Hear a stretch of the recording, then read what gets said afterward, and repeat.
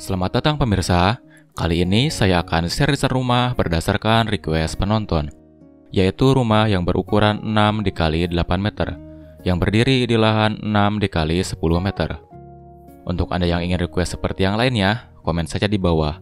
Jika beruntung, request Anda bisa terpilih untuk video selanjutnya. Dan jangan lupa subscribe agar tidak ketinggalan update video berikutnya. Rumah ini terdapat carport yang berukuran 3 dikali 4 meter.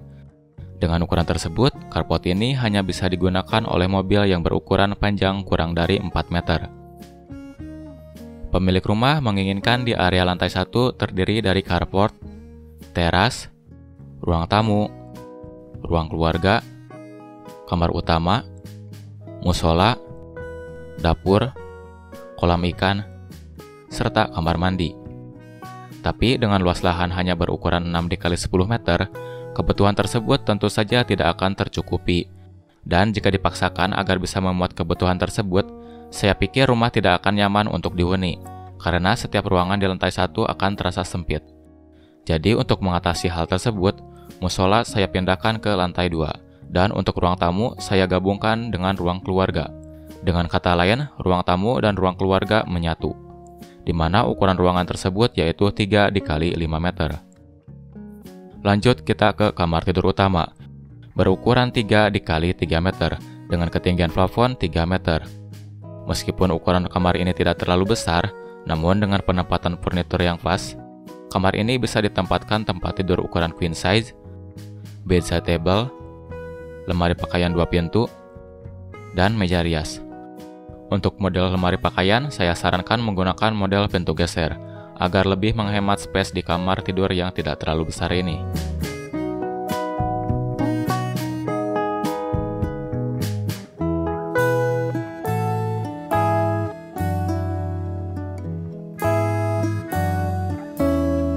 Dari kamar tidur, lanjut kita ke area dapur, yang berukuran 2,8 dikali 3 meter.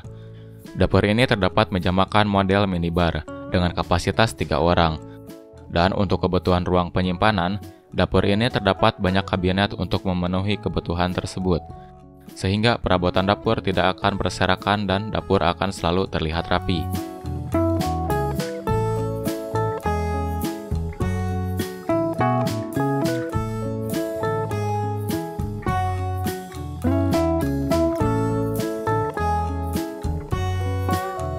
Area di bawah tangga dimanfaatkan untuk kolam ikan. Terdapat bukaan kaca pada kolam, agar kolam ikan tersebut mendapatkan pencahayaan alami. Lanjut kita ke kamar mandi ke-1, berukuran 1,2 dikali 2 meter. Dengan ukuran tersebut, kamar mandi ini bisa ditempatkan shower, wastafel, serta kloset duduk. Selain itu, kamar mandi ini juga terdapat bukaan kecil untuk sirkulasi udara dan pencahayaan alami di siang hari.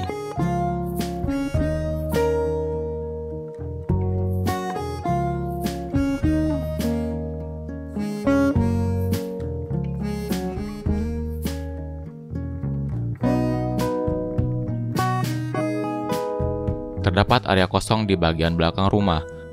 Area kosong ini berukuran 2 dikali 1 meter. Area ini berfungsi untuk sirkulasi udara dan sumber pencahayaan matahari. Jadi jika di bagian kiri, kanan, dan belakang terdapat rumah tetangga, rumah ini akan tetap mendapatkan sirkulasi udara yang baik dan bisa mendapatkan pencahayaan alami yang cukup. Lanjut kita ke lantai 2 dengan melewati tangga yang memiliki lebar 90 cm, serta tinggi anak tangga 17 cm. Pada area tangga ini terdapat 2 buah bukaan jendela, sehingga tangga ini akan selalu terang di siang hari tanpa perlu menyalakan lampu. Dan jika ruangan terasa panas atau pengap, jendela tersebut bisa dibuka untuk memaksimalkan sirkulasi udara. Pada lantai 2, terdapat space kosong yang bisa ditempatkan sofa 2-seater, beserta coffee table. Area ini difungsikan untuk tempat bersantai maupun untuk tempat membaca.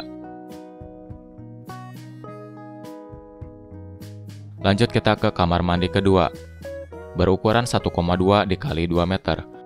Kamar mandi ini juga terdapat bukaan kecil untuk sirkulasi udara dan cahaya.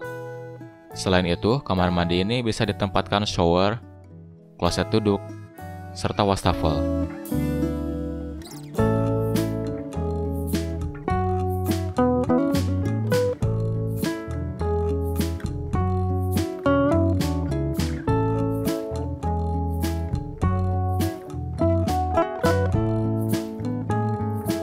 Lanjut kita ke kamar tidur anak ke-1. Berukuran 3 x 3 meter dengan ketinggian plafon 3 meter. Kamar tidur ini terdapat 2 buah bukaan jendela sehingga kamar ini mendapatkan sirkulasi udara yang baik. Dan untuk furniturnya, kamar ini dapat ditempatkan tempat tidur single size, bedside table, meja belajar, dan lemari pakaian 2 pintu.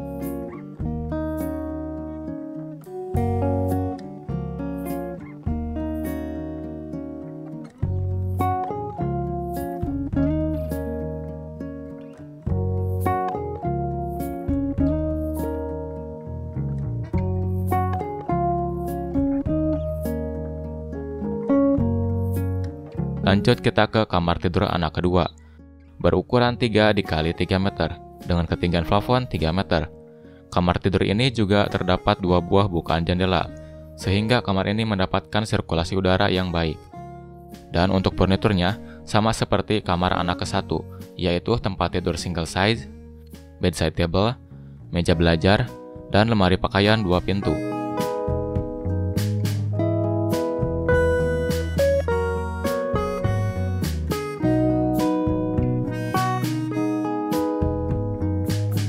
Musola berukuran 2 x 3 meter yang bisa dipakai untuk sholat berjamaah beberapa orang. Musola ini juga terdapat bukaan jendela untuk sirkulasi udara dan pencahayaan alami. Jadi ruangan ini tidak akan terasa pengap pada saat sembahyang.